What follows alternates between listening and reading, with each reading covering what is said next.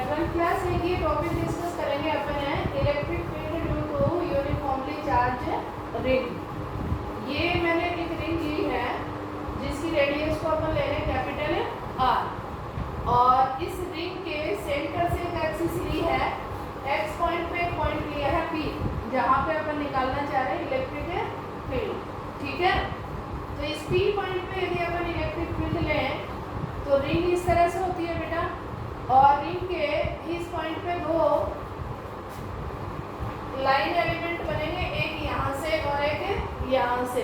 तो every point पे opposite part बनेगा। जैसे इसका लेंगे तो इसका अपोजिट पार्ट ये बनेगा, यहाँ लेंगे तो इसका अपोजिट पार्ट इस तरह से बनेगा। ठीक है, तो अब ये पी पॉइंट मैंने यहाँ से लिया है, यहाँ से लिया है आर डिस्टेंस पे, ये स्मॉल आर लिया है। तो यहाँ पे देखो ये एंगल यदि अपन थीटा ले लेते हैं तो इस आर के डायरेक्शन में अपने पास में इलेक्ट्रिक फील्ड आ रहा है डी ई, और इधर अपोजिट कंपोनेंट से बनेगा ये डी ई। अब ये अपने पास में जो डी ई है इसके दो कंपोनेंट बनेंगे, एक हॉरिजॉन्टल और एक वर्टिकल। तो हॉरिजॉन्टल को लेते हैं अपन कॉस की फॉर्म में और वर्टिकल को लेते हैं साइन की फॉर्म में। अब यहाँ पे देखो ये अपने जो अपोजिट पार्ट है इसके साइन वाले कंपोनेंट तो बिल्कुल एक दूसरे के अपोजिट डायरेक्शन में बन रहे हैं, और ये हॉरिजॉन्टल जो कंपोनेंट है ये एक्सिस की डायरेक्शन में बन रहे हैं। तो ये तो एक दूसरे को कैंसिल आउट कर देंगे और ओनली ये कंपोनेंट रहेगा आपका डी कॉस थीटा। तो इसकी अपन यदि वैल्यू निकालें तो वो इलेक्ट्रिक फील्ड आएगा ड्यू टू रिंग। तो ये मैंने लिया है, ये अपन एक्स डायरेक्शन में ले रहे हैं, तो ये डी ई कॉस थीटा की फॉर्म में आएगा। तो डी ई को हम क्या लेंगे, यहाँ पे ये अपन रिंग पे चार्ज ले रहे हैं और इसके छोटे छोटे कंपोनेंट लेंगे, तो इस चार्ज को मैं ले लेती हूँ D Q. Small charge component जो बनेगा वो क्या बनेगा, डी क्यू। तो यदि अपन यहाँ पे वैल्यू पुट कर दें तो ये क्या हो जाएगा बेटा, के डी क्यू और अपॉन पोजीशन वेक्टर का स्क्वायर और कॉस थीटा। अब कॉस थीटा की वैल्यू अपन यदि पुट करें तो ये वाला ट्राइंगल लो, ठीक है, ये 90 डिग्री का एंगल है बेटा।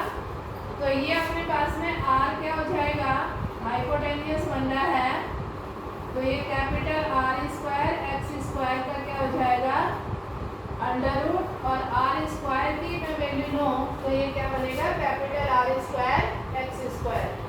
और कॉस थीटा यहाँ से निकालें तो देखो कॉस थीटा अपने पास होता है बेस अपॉन हाइपोटेनियस। तो बेस तो एक्स है और हाइपोटेनियस अपने पास में है square root of r square x square. इसकी वैल्यू भी यदि अपन यहाँ पे पुट करें तो ये हो जाएगा के आर स्क्वायर और ये आ रहा है आपका x upon capital R square, या आर में एक बार ले लेती हूँ, ठीक है, और ये हो गया डी क्यू। तो इंटीग्रेशन में मैं डी क्यू ले लेती हूँ क्योंकि अपने पास में वेरिएबल क्या है चार्ज, और यदि अपन इस आर की वैल्यू रखें तो यहाँ पे ध्यान दो आर स्क्वायर तो बनेगा, ये जो स्मॉल आर स्क्वायर है ये capital R square plus x square बन रहा है, और आर जो है इसकी पावर बन रही है 1/2। तो ये अपने पास में क्या बनेगा देखो, के x r square x square की 1 पावर और हाफ पावर, तो ये बन जाएगी 3/2। और यदि अपन इसका इंटीग्रेशन करें और मान लो पूरा चार्ज क्यू है तो ये हो जाएगा क्यू, और अपने पास में डायरेक्शन कौन सी होगी एक्सिस के डायरेक्शन में, तो इसको अपन एन कैप ले सकते हैं और या फिर एक्स कैप ले सकते हैं। तो अपने पास में देखिए फाइनल ये एक्स डायरेक्शन का जो कंपोनेंट आया वो आपका क्या बन गया, ये बन गया के x Q upon capital R square x square की पावर है 3/2 और डायरेक्शन के लिए मैंने ले लिया एंगल। अब यहाँ पे देखिए आपको पूछा जाए एट द सेंटर, तो सेंटर पे एक्स की वैल्यू क्या होगी बेटा 0 और एक्स की वैल्यू 0 करोगे तो कैपिटल आर क्या हो जाएगा 3 पावर में बचेगा, ठीक है। और यहाँ एक्स की वैल्यू 0 रखोगे तो इलेक्ट्रिक फील्ड क्या आएगा 0। तो यहाँ पे अपने पास में रिंग के सेंटर पे जो बनेगा इलेक्ट्रिक फील्ड है वो क्या बन रहा है, कहाँ पे एट ए सेंटर, ठीक है। तो ये आपको ध्यान रखना है, क्यों, क्योंकि यहाँ से तो ये कंपोनेंट हट जाएगा लेकिन डायरेक्टली प्रोपोर्शनल में एक्स आ रहा है, तो इसलिए क्या बनेगा ये सेंटर पे 0 बनेगा। तो ये आपका डेरिवेशन आरबीएससी और सीबीएसई में किसी में नहीं आएगा और जेई और नीट में आपको डेरिवेशन पूछा नहीं जाता है।